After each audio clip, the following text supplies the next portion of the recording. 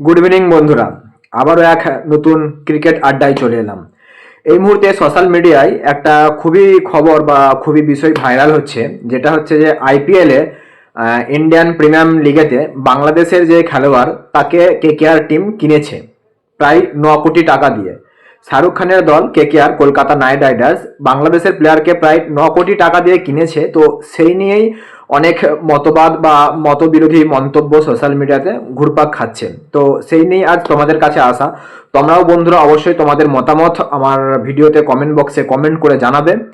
বিষয়টা হচ্ছে এটাই যে এই মুহূর্তে পাকিস্তান আর বাংলাদেশ দুটো প্রায় সেম ক্যাটাগরি হয়ে দাঁড়িয়েছে অ্যাজ এ ইন্ডিয়ার পক্ষ থেকে।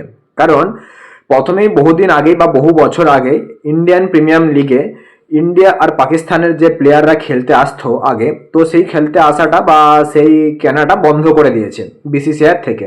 তার সাথে এটাও হয়েছে দুদেশীয় যে ক্রিকেট ম্যাচ হয়ে থাকে, সে টেস্ট হোক, ওয়ানডে হোক বা টি20 হোক, দুদেশীয় ক্রিকেট ম্যাচও সম্পূর্ণরূপে বাতিল হয়ে গেছে।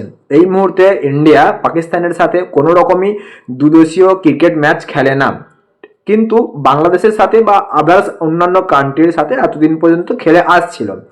বাট বেশ কিছুদিন ধরে বা কিছু মাস ধরে লক্ষ্য করা যাচ্ছে পাকিস্তানের যেরকম অবস্থা ইন্ডিয়াকে নিয়ে, সেম টু সেম অবস্থা বাংলাদেশেরও ইন্ডিয়াকে নিয়ে। অর্থাৎ ইন্ডিয়া বিরোধী, পাশাপাশি দুটো পার্শ্ববর্তী দেশ পাকিস্তান এবং বাংলাদেশ দুজনাই ইন্ডিয়া বিরোধী। ইন্ডিয়ার পতাকা তারা তাদের দেশেতে কলেজে স্কুলের গেটের সামনে রেখে তারা পা দিয়ে মারিয়ে যায়।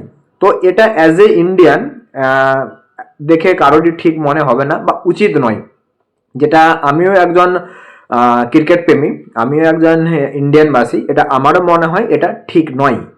মানসিকতার দিক থেকে এটা কখনোই ঠিক হতে পারে না।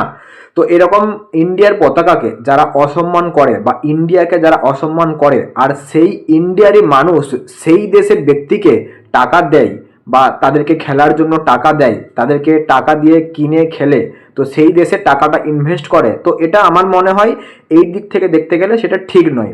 বাট এটা ক্রিকেট একটা খেলার বিষয়, তো এটাও একটা দেখার বিষয় যে ক্রিকেটে যেন সেই আঁচটা না আসে। বাট বাংলাদেশ পাকিস্তান ঠিক যেমনটাই করতো, বাংলাদেশ সেম টু সেম সেই দিকটাই বেছে নিয়েছে।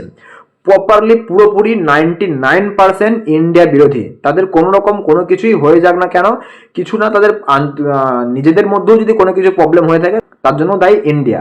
ইন্ডিয়াকে ওরা কোনো মতেই সহ্য করতে পারে না, পাকিস্তানের মতনই। তো বিসিসিআই কি এই মুহূর্তে উচিত পাকিস্তানের মতন বাংলাদেশের ক্রিকেট প্লেয়ারদেরও ইন্ডিয়াতে আইপিএল খেলতে দেওয়াতে ব্যান করা? তো সেই নিয়ে অনেক খেলোয়াড়, অনেক প্রাক্তন ক্রিকেট প্রেমী বা প্রাক্তন ক্রিকেট খেলোয়াড়, তারা অনেকেই অনেক কিছু সোশ্যাল মিডিয়ায় তারা তাদের মন্তব্য দিচ্ছে বা জানাচ্ছে। তো বন্ধুরা, তোমরাও অবশ্য তোমাদের মন্তব্য জানাবে।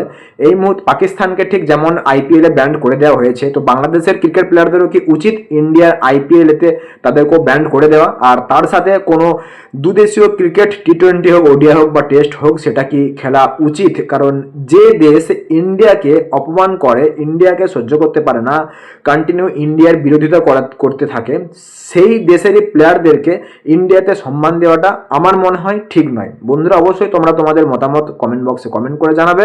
আর ভিডিওটা ভালো লাগলে অবশ্যই লাইক করবে আর বন্ধুদের সাথে শেয়ার করবে।